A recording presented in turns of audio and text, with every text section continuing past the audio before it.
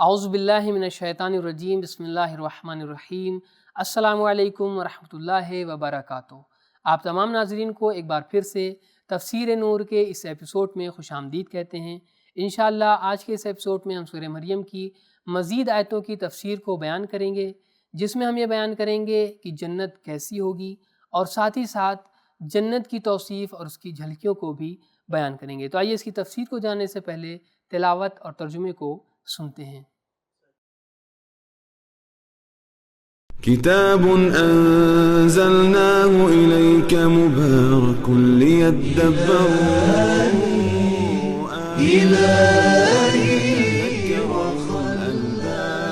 بسم اللہ الرحمن الرحیم جنات عدن التي وعد الرحمن عباده بالغيب إنه كان وعده مأتيا لا يسمعون فيها لغوا إلا سلاما ولهم رزقهم فيها بكرة وعشيا تلك الجنة التي نورث من عبادنا من كان تقيا۔ ایسی جاویدانی جنت میں جس کا اللہ تعالیٰ نے اپنے بندوں سے غیبی وعدہ فرمایا، یقیناً وہ وعدہ آنے والا ہے۔ وہاں وہ لغو و بیہودہ باتیں نہیں سنیں گے سوائے سلام کے، اور وہاں انہیں صبح و شام رزق دیا جائے گا۔ یہ وہ جنت ہے جس کا وارث ہم اپنے ان بندوں کو بنائیں گے جو متقی ہوں گے۔ بہترین تلاوت اور ترجمے کو سننے کے بعد اب آئیے اس میں پائے جانے والے پوائنٹ کو بھی ملاحظہ کرتے ہیں۔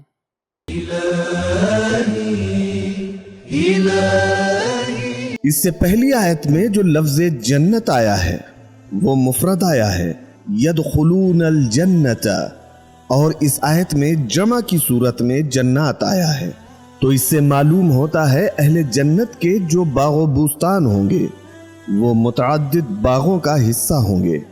یہ تعبیر شاید اس لیے ہو کہ ہر بہشتی کے 4 باغ ہوں گے، جیسا کہ سورہ رحمان میں آیا ہے وَلَمِنْ خَافَ مَقَامَ رَبِّهِ جَنَّتَانِ وَمِنْ دُونِهِمَا جَنَّتَانِ، یعنی ہر متقی انسان کے 2 باغ ہوں گے۔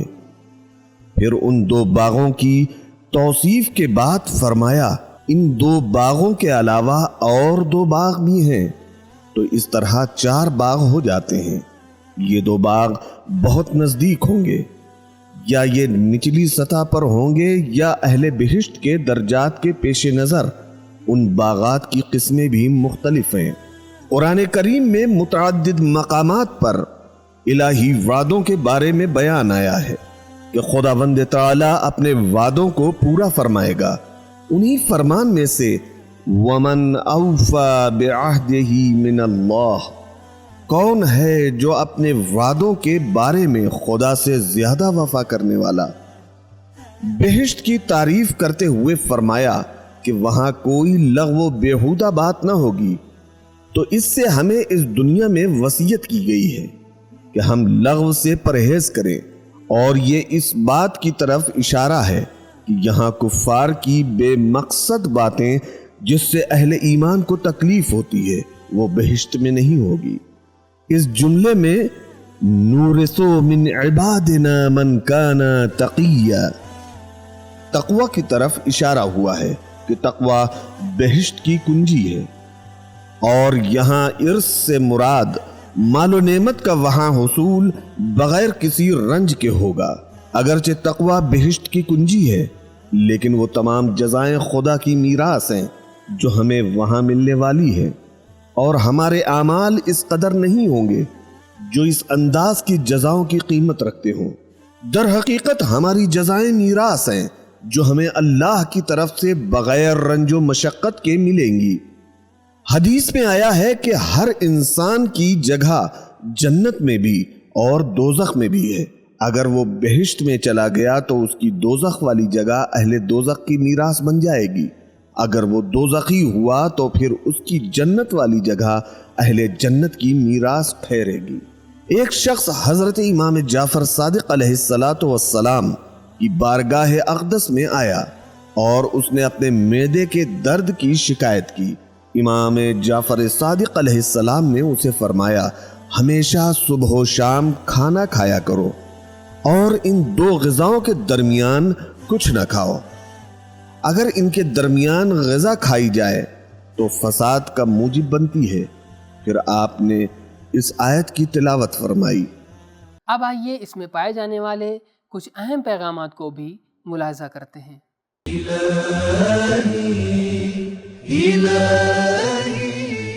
ایک، بہشت کے باغات میں انسان ہمیشہ ہمیشہ رہے گا۔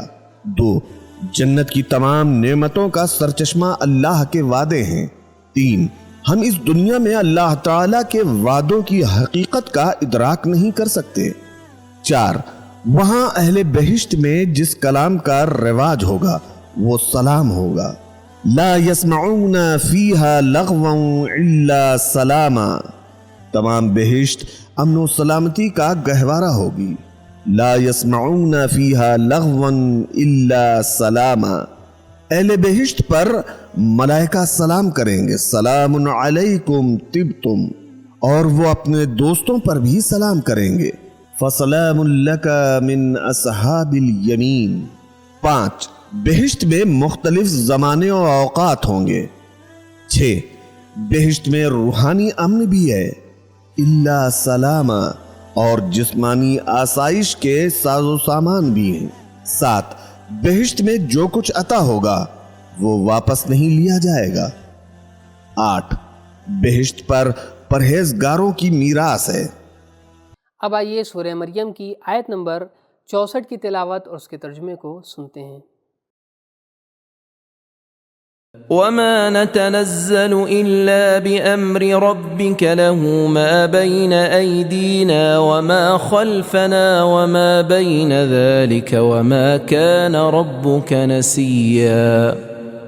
اور ہم ملائکہ آپ کے رب کے حکم کے بغیر نہیں اتر سکتے۔ جو کچھ ہمارے آگے ہے اور جو کچھ ہمارے پیچھے ہے اور جو کچھ ان کے درمیان ہے سب اسی کا ہے، اور آپ کا رب بھولنے والا نہیں ہے۔ تلاوت اور ترجمے کو سننے کے بعد اب آئیے اس میں پائے جانے والے نکات پر روشنی ڈالتے ہیں۔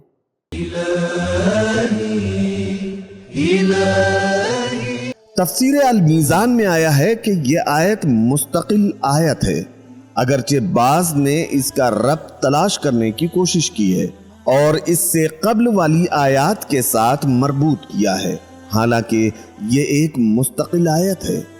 تفسیر فخر رازی، طبری اور طبیان میں ہم نے پڑھا ہے کہ ایک مدت تک وحی کا سلسلہ جب رک گیا تو پیغمبر اکرم صلی اللہ علیہ وآلہ وسلم پریشان ہو گئے اور مخالفین طعن و طنز کرنے لگے۔ ان حالات کے پیش نظر یہ آیت نازل ہوئی، اے نبی، آپ کے پروردگار نے آپ کو بھلایا نہیں ہے، ما کان ربک نسیا۔ یہ آیت ما ودعک ربک وما قلا جیسی ہے۔ تو یہ تھے اس آیت میں پائے جانے والے کچھ اہم نکات۔ اب آئیے اس میں موجود پیغامات کو بھی ملاحظہ کرتے ہیں۔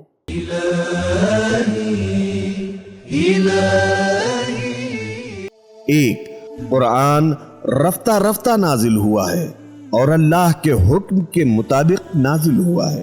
2، ہر چیز کا حقیقی مالک وہ ہے۔ 3، وحی میں دیر بھی حکم خدا سے ہوتی ہے، یہ بات نہیں ہوتی کہ اللہ نے اپنے نبی کو بھلا دیا ہے۔ 4، اللہ کا ہر حکم فرشتوں کو قبول ہے۔ تو معلوم ہوا کہ جنت ایسی جگہ ہے جہاں پر ہر طرح کا آرام ہوگا، وہاں کوئی بھی دکھ، کوئی بھی غم، کوئی بھی درد نہیں ہوگا، لیکن ہاں یہ جنت صرف متقیوں کو ملے گی۔ خداوند عالم سے دعا ہے کہ وہ ہم سب کو متقی بننے کی توفیق عطا فرمائے۔ ناظرین، آج کا ہمارا ایپیسوڈ یہیں پر ختم ہوتا ہے۔ انشاءاللہ اگلے ایپیسوڈ میں آپ سے پھر ملاقات ہوگی۔ تب تک کے لیے خدا حافظ، فی امان اللہ۔ سبیل قرآن، قرآنی سماج کی پہچان۔